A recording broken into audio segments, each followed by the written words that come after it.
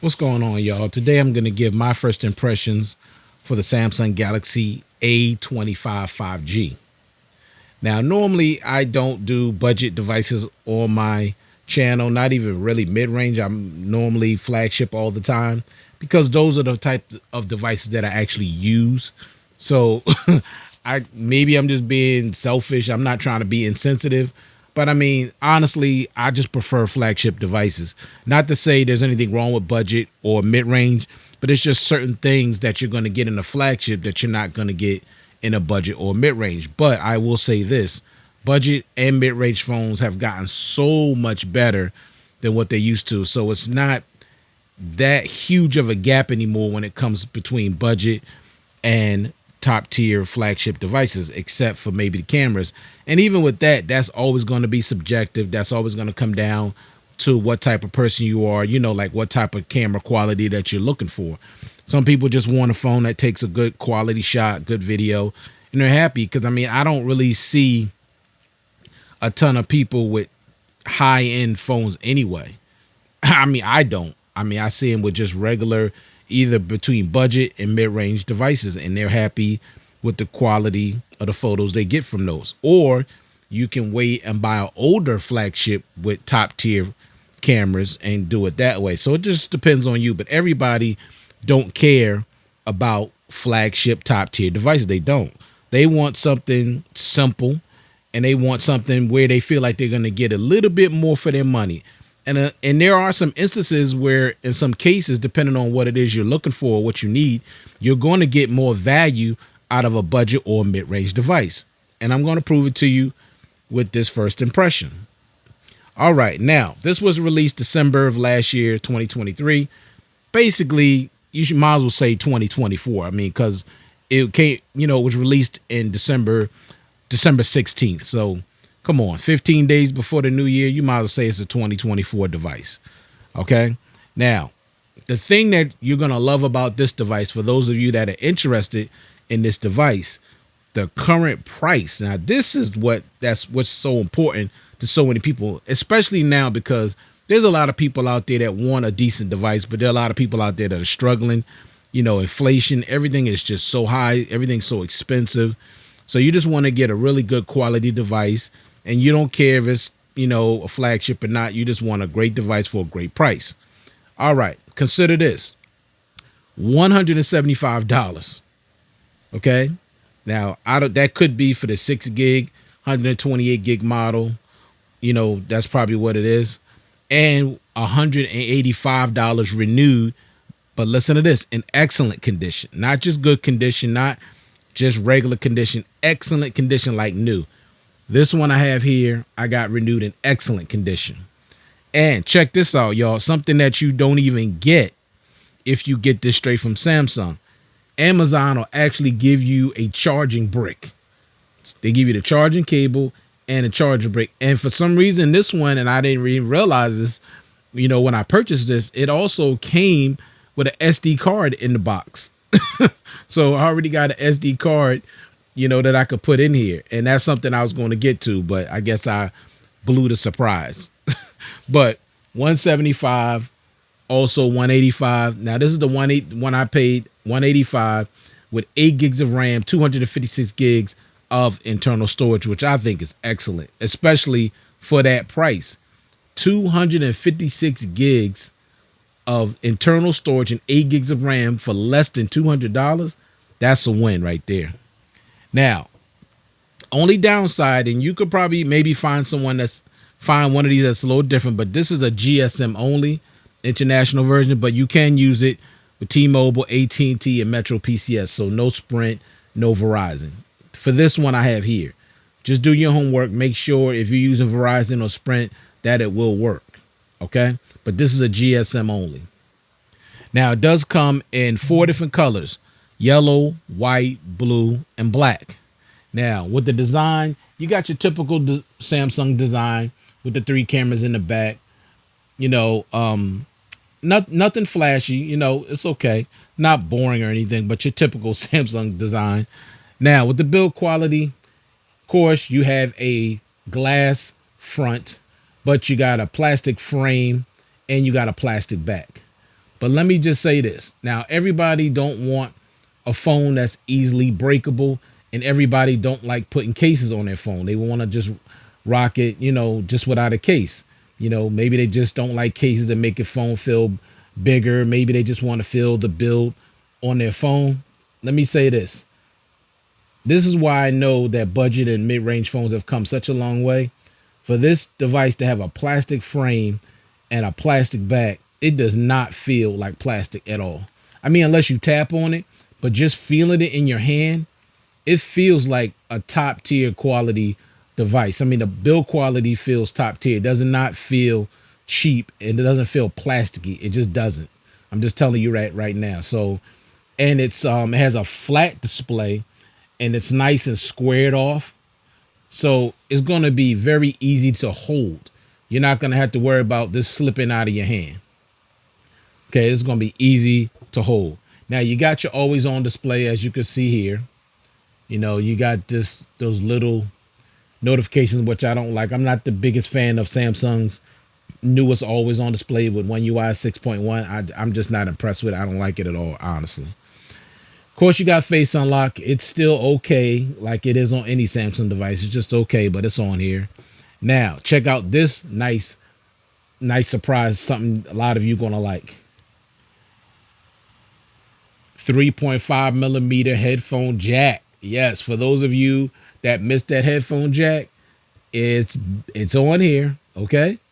They may not be putting it on the flagships, but they putting it on the budgets, and that's really good news for those of you that prefer to use wired headphones. Everybody is just not gung-ho about Bluetooth. Bluetooth is good, it's better, but it's still nothing like wired. And also, I still, even when I'm using Bluetooth and I'm using good Bluetooth, earbuds, sometime when I'm watching, video, sometime the dialogue can still be just a tad bit laggy. Like it's just not completely there.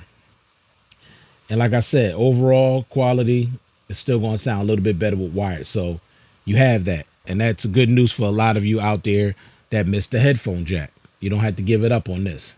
Next thing, and I blew it earlier, expandable storage. Expandable storage, y'all. Yes. Guess how much up to? 1 terabyte. Now, the thing that really frustrates me about this is that why can Samsung put expandable storage and a headphone jack on a budget device, but refuse to put it on a device that costs $1,300, and of course there are foldables that cost almost $2,000. Don't y'all think that's ridiculous beyond belief? Seriously, two things that are that simple: a headphone jack and SD card expansion. This is why I understand why so many people hold on to their older Samsung devices, and they don't want to give up either that headphone jack or either expandable storage or either both. Because there's people, believe it or not, still out there buying Note 9s. Why? Because they have the expandable storage and they got the headphone jack. They just don't want to give them up. But let me tell y'all, let me give you the good news now. You can now buy a newer Samsung device with the security updates, with the software updates, with the latest version of Android, and you can get expandable storage and a headphone jack. Okay, so if you want to be updated, you want updated specs, you want updated device, now you don't have to compromise. Okay, the only thing you're not gonna have, the iris sensor like you would have on the Note 9, and maybe the heart rate monitor and LED notification. Other than that, if the two things that the most important to you was the headphone jack and the SD card support, you got it on this baby. Also on this, you're getting a side mounted fingerprint sensor, which I don't like. I just don't like side mounted fingerprint sensors, but it works well. Excuse me. It works well. I mean, sometimes I have to hit it twice. See, just like I just did there. And I don't like that. I hate having to hit this thing twice. It's just, I'm just not a big fan of side mounted fingerprints, as I never have been. Okay. Never. Also, dual stereo speakers. Budget device, dual stereo speakers with Dolby Atmos, which is good. I've listened to them so far. They sound pretty decent. But of course, this is not my full review. This is just my first impressions. Now, you're not getting any wireless charging on here, which I'm pretty sure you already knew that because it's a budget device. So, Samsung's not going to give this wireless charging, which I think they should, because their wireless charging is so pathetic anyway at 15 watts. Why not give this one 10 watt? So but that's just me. Now, when it comes to the display, you're getting a 6.5 inch 1080p Super AMOLED display with 1000 nits brightness. This display is absolutely beautiful. I got it at 100% brightness because that's just the way I use all my smartphones. The colors are rich, it's sharp, it's beautiful. It's not quad HD, but after you have this for a while, you're not going to even care because it's so beautiful. Okay, and it gets nice and bright. Now, it does come with it's currently using Android 14 and One UI 6.1, which is the latest version of Android. I mean, latest version of One UI as far as I know. You also getting the chipset is the Exynos 1280. Now, I don't know much about Exynos.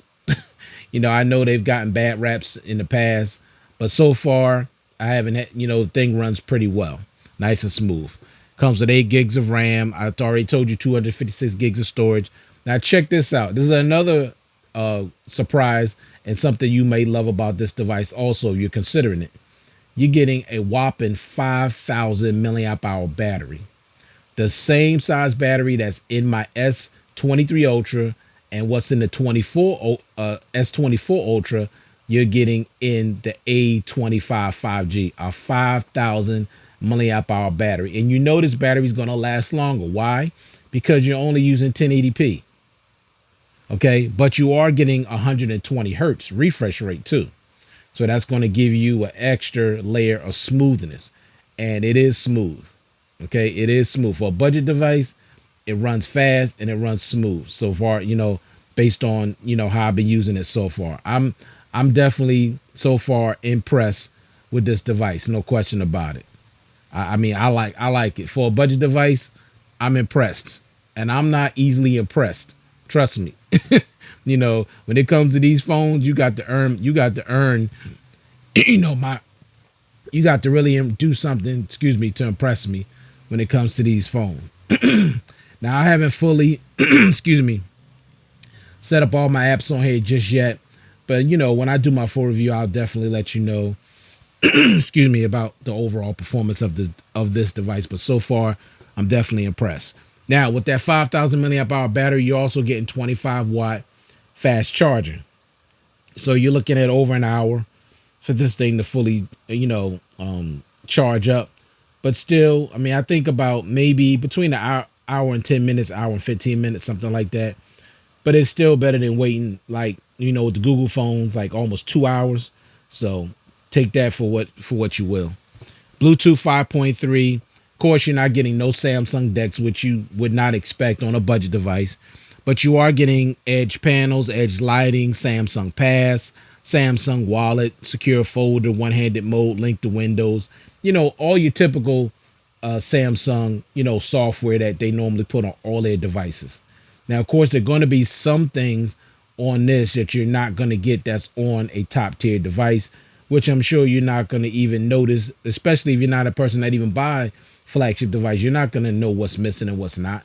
You're just not. But I'm telling you, for what you need this phone to do, if you're just a average person that just looking for a really decent phone that runs good, has nice specs, quality of life features that are important to you that you need, you're going to be fine with this. Now with the cameras, you got a 50 megapixel wide with optical image stabilization, an 8 megapixel ultra wide, and a 2 megapixel macro. Now, some people use the macro, some people don't. It's up to you. But these cameras can shoot at 4K at 60 frames per second and 1080p at 30 frames per second. Unfortunately, no 1080p at 60 frames. Now, with the front camera, now you have this little dip, which I don't really like. I just wish it had the little circle. I wish Samsung would just do that to all their devices, just give you the little punch hole. But this one, you got a little dip. That's something you could easily get used to. But that's a 13 megapixel wide, and you can shoot a video at 1080p at 30 frames per second. Now you are gonna have a little bit of a chin down here, and the bezel's just a little thick. But I mean, it's not really a big deal. Honestly, it don't even bother me. Because like the bezels on the LG V60 bother me the way they did it, but they did it better on this compared to that. Way better, in my opinion. So, as far as the Samsung Galaxy A25 5G and 5G compatible, for those of you that say, I just got to have 5G, it has 5G. Okay? You're getting a lot and you're not paying nothing. $175 for all of that stuff, especially the expandable storage and the headphone jack, dual stereo speakers. Look, and that display and that big giant battery. Look, I'm already going to recommend this already because I'm already impressed. I'm definitely impressed, especially like I said with that price and what you're getting. But give me about a week or so, and I'm gonna give you my full review, and I'm gonna let you know whether you should go and purchase this. For those of you that's not into the flagship, that you don't need the top of the line phone, you just want a decent phone that's going to give you great performance, you know, great display, great build, really good cameras, good speakers, great battery life. That's what you want. You want those quality of life features like the expandable storage, headphone jack, things like that are important to you. I think you're going to be fine with this, but give me a week or so and I'll let you know. All right. So that's my first impressions of the Samsung Galaxy A25 5G. I want to thank you all for taking the time to view this content. I do appreciate it. I hope everybody out there is staying well, staying safe, and I'll check you guys out in the next one. Peace.